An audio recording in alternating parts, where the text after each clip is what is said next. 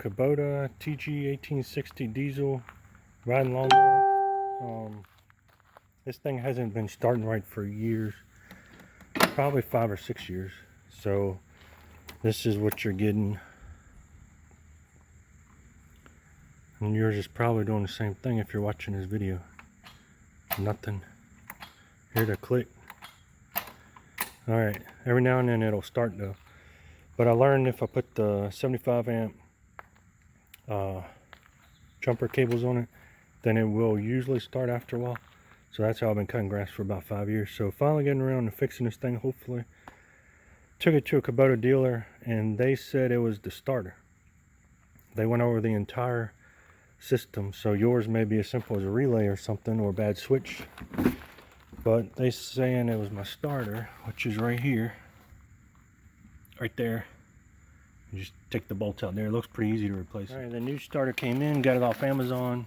I believe it's aftermarket, but it said it was Densco, which I think is a name brand, so I'm not sure. But it was only 79 bucks, so I don't think it's a name brand. I know it's not Kubota product, but there's the part number is 18413, and they send this certificate that the starter passed.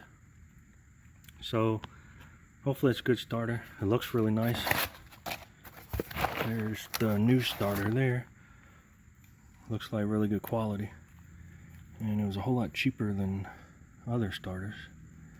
So there's your teeth right there that makes the lawnmower start. So we're going to go ahead and get on into this and bolt this thing on and hopefully fix this clicking problem I've had for years. Alright, first thing you want to do is take off your battery cables so you won't get a risk of getting shot down there, because the wires are going directly to the starter. Should be a 10 millimeter. Just loosen up and slide the cables off the post. Make sure you take it off and set it somewhere where it won't touch the battery post again to take a risk of energizing it. Loosen up your positive and just slip it off. Alright, with everything safely off now, you need to inspect what you're working on here. You might want to take a picture so you can get everything back to exactly the way it is now. You got this little wire attached to the, it's on a little socket piece here, so that's going to come off. Just remember where everything goes back. Also check your new starter, just in case you got the wrong one. Make sure it looks identical. The screws, make sure it has a place for the wire, and just make sure it looks like it's going to match up right before you get too far into it. Once you remove your one little wire, then you just got a 12 millimeter socket, and just take the bolt off where the two eyelets are attached here, and you're just going to slide those wires off. Make sure you grab your washers and your lock nuts. Don't lose those. Those wires will just slide. Also with the 12 millimeter steel, I'm going to take your top bolt there. It's really tight in there, but it will fit on there. Just don't have much turning radius here. Just go ahead and slowly loosen that up. You can see the nut on the back side as you're turning it. So it's threading through that piece there. Don't unloosen it all the way. Let's go ahead and stop on that one and start on your bottom socket here, just so you can take them off evenly so you're not stripping the screws. There'll come a point where it's easier, just stick the socket on and just turn it with your hand, because it's really loose now. You can do the same on the bottom one. And you can grab that nut on the back side. You get the two. The top nut comes off the back, and the bottom one looks like it stays on. And that's the size of the bolt you're looking at there with the nut from the top. Then you just lift the starter out there. So there is the gears on it. And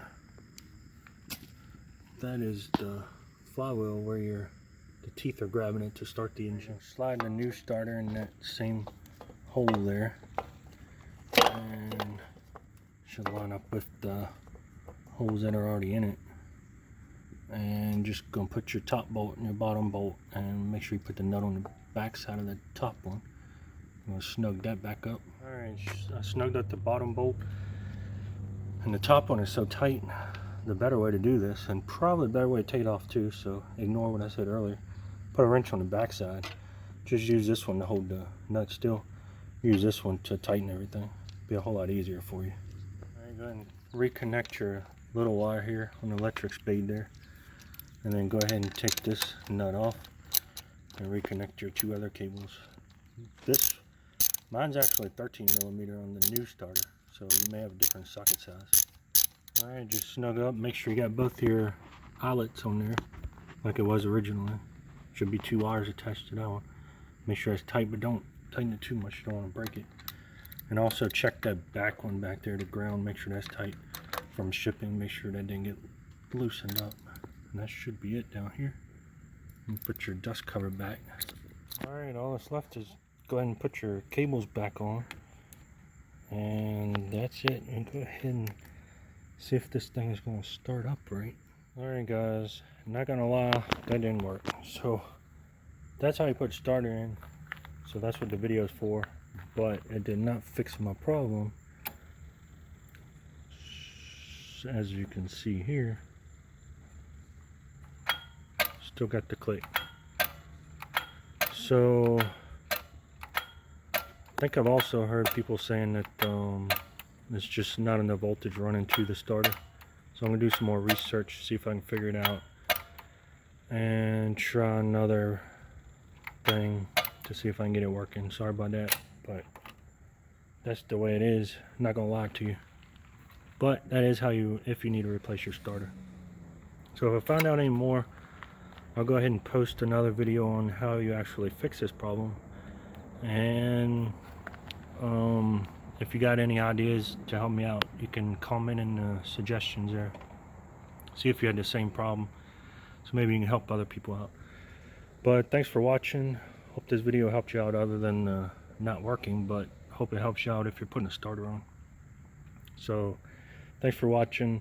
Don't forget to like the video, subscribe, comment on different ideas to help people out, so that we're not in this alone, because this is a big problem apparently. I've done a lot of research, but this was supposed to fix it according to the Kubota dealer, so I don't know. Sounds like it's other issues going on, but I'll keep you posted, and keep the comments coming if you can help other viewers out too. So I'm just trying to help you guys out and myself, but of course I want to share the information. So if you got any ideas, let us know. Thanks for watching. See you on the next one.